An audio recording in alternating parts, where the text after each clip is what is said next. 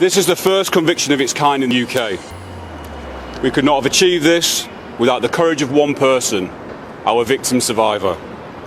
I want to commend him for his bravery in speaking out. As the sad and horrible news of Ekweremadu's being found guilty of organ trafficking by a UK court went viral, it's been followed by mixed reactions on social media.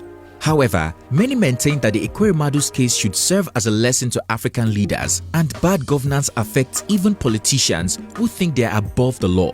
Elaborating, many claimed that Ekweremadu, in all his 16 years in the Senate, chose to amass wealth for himself and his family instead of investing in a state infrastructure, like building a world-class medical facility. But this begs the question, how much wealth did Ekweremadu amass at the detriment of his state infrastructure? In December 2015, Ekweremadu made the news following a report that the Senate would be spending about 329.5 million naira to add 10 new vehicles to the Deputy Senate President's convoy alone. The convoy is to include a Mercedes-Benz S550 2016 that goes for about 49 million naira, 2 Toyota Prado SUVs cost 37 million naira, 149 million naira, 4 Toyota Hilux SS auto vehicles 102.4 million naira, and a Toyota Hiace Boss 2016 model going as high as 28.4 million naira.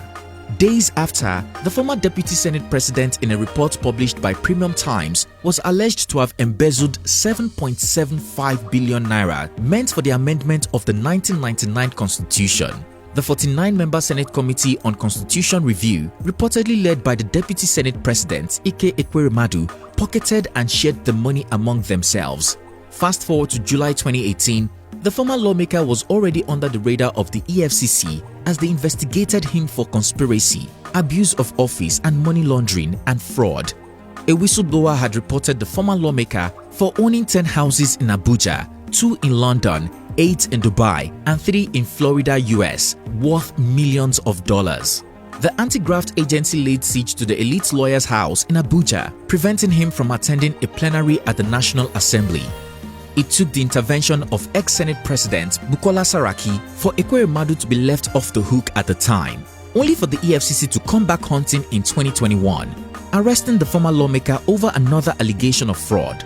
The commission accused the politician of failing to explain how he came about 22 properties in Nigeria, the United States, the United Kingdom, and the United Arab Emirates.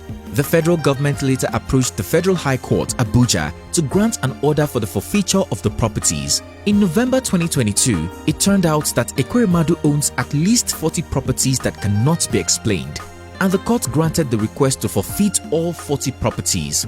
The interim forfeiture order will affect 10 properties in Enugu, 1 in Lagos, 15 in the Federal Capital Territory, 9 in Dubai, the United Emirates Republic, UAE, 3 in the USA, and 2 in the United Kingdom. Now, after his arrest in the UK, a Twitter user with the handle @JustSocietyForAll has told an unverified story of how Ekweremadu allegedly diverted 400 million naira for a renal treatment center at the University of Nigeria Teaching Hospital in Enugu. The user claimed that if the former senator had done the right thing, his ailing daughter, Sonia, may have gotten a kidney transplant surgery there, and jail would not be in view. Of course, this has been followed by mixed reactions. One of the first people to react to Ekweremadu's conviction is Bashir El-Rufai, the son of Kaduna State Governor Nasir El-Rufai. He tweeted, "If he built a standard-grade hospital in Enugu State, none of this nonsense would have happened. The only person that needs prayers is the poor boy whose kidney.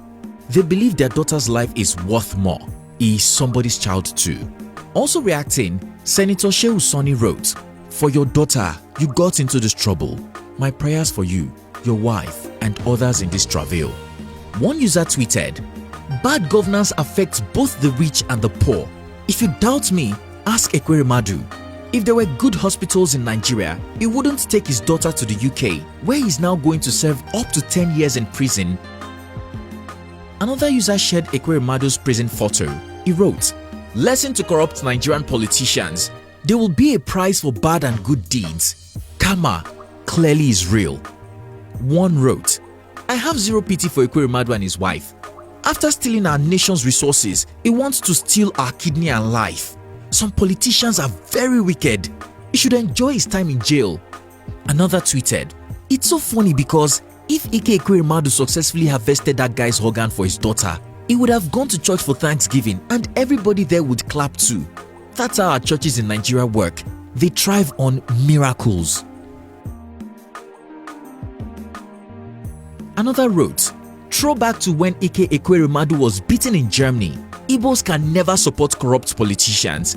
Go and verify. UK government cannot assist Sonia. Sonia has to go on a waiting list like every other person. Whoever wanted to donate to Sonia has to specifically mention Sonia Ekweremadu. That is the only time she can jump the waiting list. Having said all this, it's a process." Tell us guys, what do you think about the connection between a former senator, Ike Ekweremadu, and his wife, Beatrice? Is this a case of exploitation or a case of bad governance? Do you agree they could have prevented this if they had invested in their state's medical infrastructure? Lastly, is this a wake-up call, and will it be a big lesson for all African leaders? Share your opinion in the comment section down below. Thanks for watching and see you on our next one.